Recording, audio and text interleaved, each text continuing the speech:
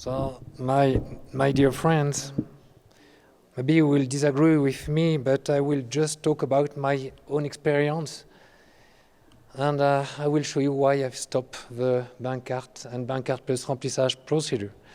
So we learn from our mistake. This is the dialectic. Hegel was a German philosopher.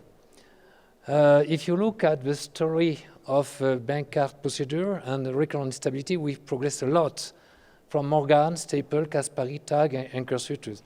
The rate of recurrence is about 10 to 12% today, but you still have in mind that for the bond block procedure, the rate of recurrence is always less than 3%. This is the publication between 2004 to 2006. And you can see that the rate of recurrence after between 2 to 4 years is 9%. So maybe you can think with time and with your technique you can progress a lot. Not really, because between 2006 to 2009, all these papers show, after a follow-up of 2 to 4 years, a rate of recurrence of 13%, and it's actually the same with a more recent publication. This paper is a French society work, and we review our Bankart procedure after more than 8 years. After more than 8 years, we have not only 13% of failure, but 25% of recurrences after the isolated Bankart procedure.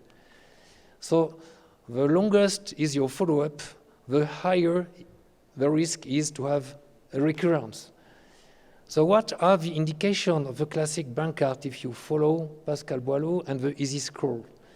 If the EASY score, and you know very well this EASY score, is more than 6 points out of 10, the risk of recurrence is 70%. If the EASY score is less than 3 points, the risk of recurrence is only 5%. But supposed the good indication of an isolated classic Bankart procedure is an isolated rim lesion when you have no bone lesion with a patient who was more than 20 years old who practice no sport, no traumatic sport. And this situation, for me, is very rare. So the question I have to you, and the question was mine for many years, how to improve the results of the arthroscopic Bankart procedure. And we had this talk and this explanation, and the Bankart plus remplissage. And I've wrote this paper, I've called this the bipolar fixation. It is just a modification of the technique of Eugene Wolff, and I just published the technique. And look at between 2009, 10, 11, and 12. In blue, it is the open latarjet. In yellow, it is the bipolar fixation. And I was so happy between 2009 and 2011, more than 90% of my procedure turns to the arthroscopic full technique of bipolar fixation. But when you follow your patient, these are my personal failure after bipolar fixation. Look, after 1 year, 3%, after 2 years, 6%, after 4 years, 11% of recurrences. I said, stop, there is a problem. I cannot consider 12% of failed with a young patient who comes to me with an unstable shoulder. I make a surgery, and after 1 year he's very happy. After 4 years he comes back for a revision, and what is the revision? It is an open latarjet. So this is what were my mistakes in the past. We still do mistakes, but the problem is you have to understand your mistake. Of course, I have underestimated the bony lesion, either on the glenoid side or on the humeral side, and we know that. But, and nobody talked about this problem this morning, I probably underestimated the bad quality of the soft tissue, and with the rupture of a capsule and the Hagel lesion and the plastic deformation of the capsule.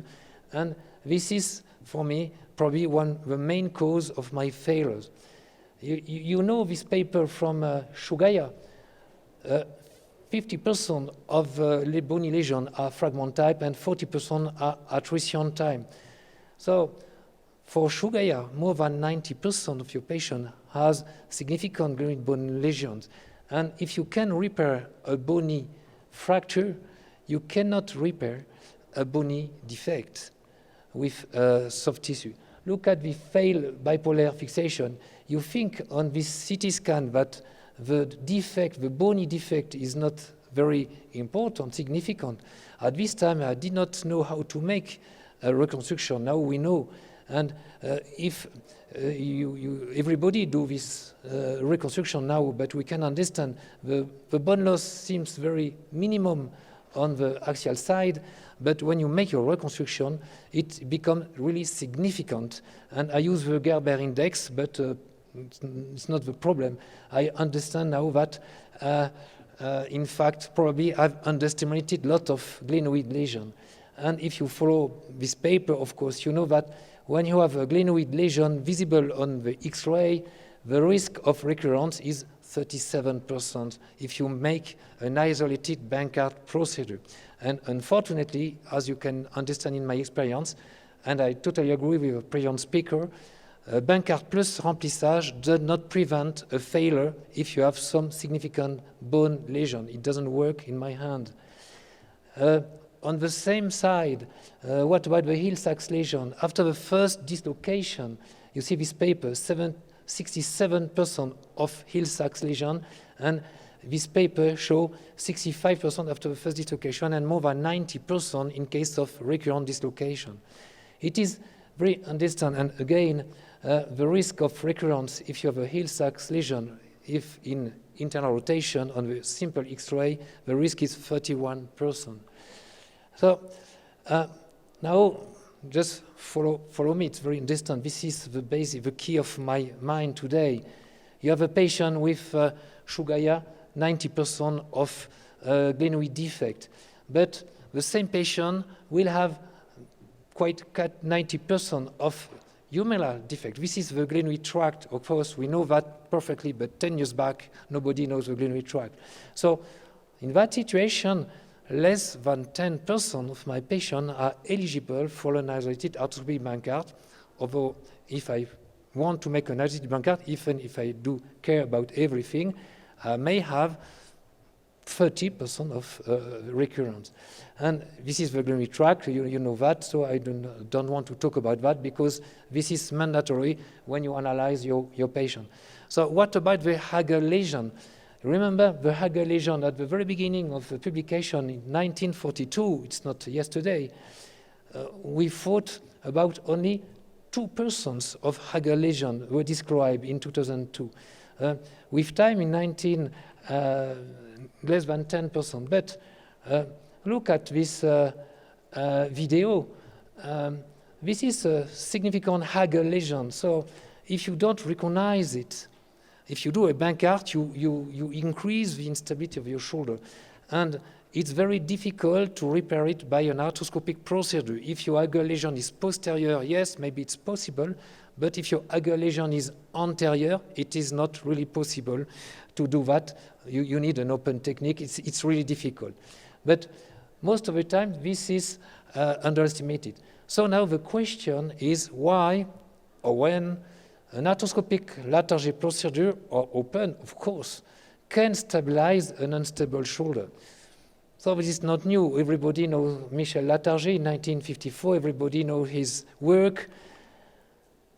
And in fact, at this time, we did not really understand how it works.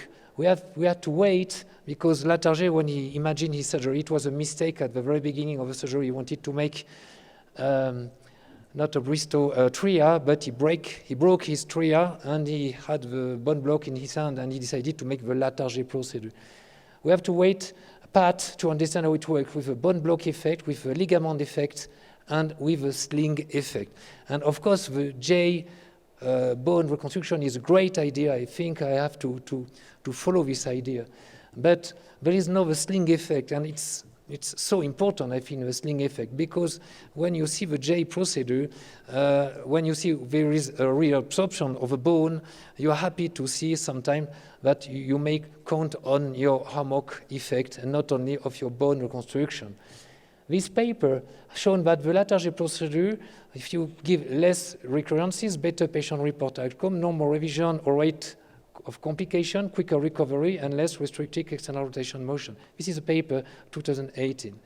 So this is my personal experience of the latarjet arthroscopic procedure. I have 3 papers now. I just want to sum up some points. First of all, the time, the operative time. And these are my cases after about 300 cases. And you can see that between 30 to 50 arthroscopic procedure, you can attain a steady state operative efficiency regarding the procedure and the positioning. The mean operative time at this time was 40 to 50 minutes. Now it's less than 40 minutes more of the time. We are very close to the open technique. When I did it open 10 years back, it was about 25 minutes to 30 minutes. So we are very close to this time. Regarding the positioning, you can read this paper, my first 30 cases versus my last 30 cases out of 100 procedures, and you can see that now more than 80% of our cases have a correct positioning, but of course the learning curve is a little long, and again, I totally agree, if you don't want to make it arthroscopically, the results are exactly the same if you do an open technique. What are my complications out of my 103 consecutive first patients? No problem vascular, only 1 transitory axial palsy, transitory, no more since the last 10 years. 1 infection, 1 malposition screw, you can see the CT scan, and 1 very bad positioning of a bone block. It was totally lateralized. It was a technical mistake, but no recurrences for these 30 cases. So this is my conclusion. This is my life for the last 10 years. I've made 867 instabilities. I compare 4062 bipolar fixation, so Bankart plus remplissage, versus 405 latarjet. Blue, open latarjet, orange, arthro-latarjet, and red and yellow, bipolar fixation. So you can see now, I quite definitely stopped the soft tissue procedure because I am very confident and happy with the arthroscopic latarjet. In conclusion, I don't say the soft tissue procedure is a bad thing. I don't say that. I just propose that in less than 10% of my patients, and I always propose a bipolar fixation. But as soon as you have significant bone lesion, for me, the indication is the arthroscopic latarjet plus or minus remplissage in case of significant posterior defect, for example, in case of epilepsy. Thank you very much.